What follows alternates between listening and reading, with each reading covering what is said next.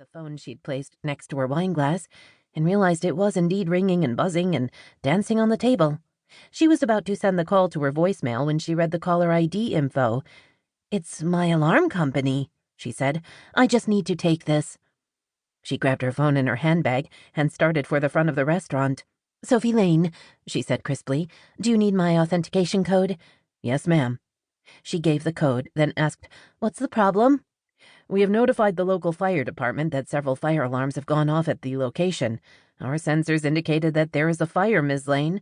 This is not a false alarm. CK Industries is on fire."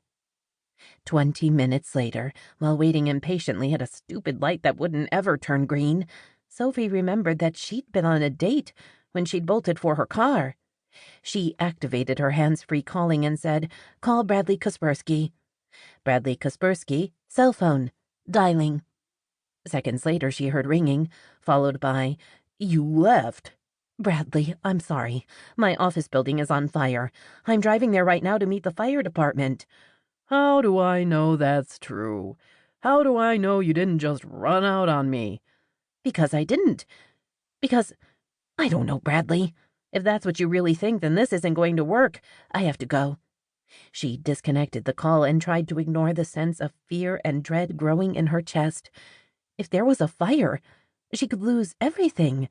Her inventory, her records, her pictures of CK that she kept on her desk. Maybe it wasn't so bad, she thought. Maybe it was. She nearly rear-ended the car in front of her. Sophie jumped on the brakes at the last second and stopped inches from the pickup's rear bumper. Up ahead, on her right, dark smoke rose in the sky. No, rose was the wrong word. It shot up, like out of a cannon, spreading maliciously, portending disaster. She turned at the corner, made a left and 3 more rights before being forced to a stop by a barricade manned by 2 members of the Santa Clarita Police Department. She pulled over and jumped out of her car, grabbing her company ID and showing it to the officers. "That's my company," she said. "I own it. What happened? Was anyone inside? Oh, God, the cleaners. Did they get out?" The officers waved her past the barricade and pointed toward one of the firefighters. He looked more management and less like a climb a ladder to make a hole in the roof guy. At first, she couldn't move, couldn't do anything but stare at what had once been a large warehouse with offices. Now, there was only fire and smoke and heat. Go, she told herself. She had to get going. She rushed to the guy and identified herself again. He nodded. "From what we can tell, the cleaning team discovered the fire.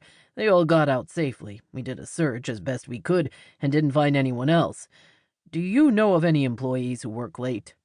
Sophie tried to focus on what he was saying, but it was impossible. She'd never seen a real fire before, not outside of the movies or TV.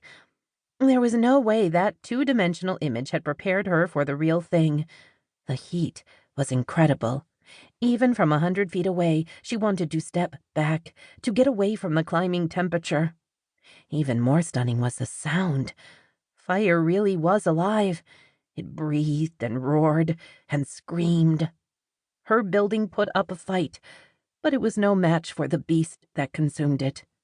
As she watched, the fire cried out in victory as a wall collapsed. "Ma'am, is anyone working late?" The question was screamed in her face. She tore her attention away from the flames. "No, no one works late. Only me. I don't like anyone in my building when I'm not there." The cleaners were the exception. She trusted them. Plus, anything important was locked up. The man's expression turned sympathetic. "I'm sorry. The building is going to be a total loss." She nodded, because speaking was impossible. Her throat hurt, and not just from the smoke and ash in the air.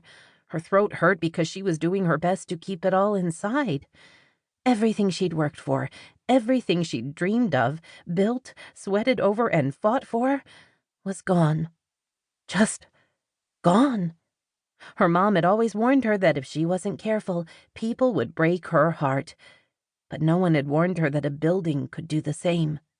She turned away and started for her car. The left side of her brain said she needed to call her insurance agent and maybe some of her employees.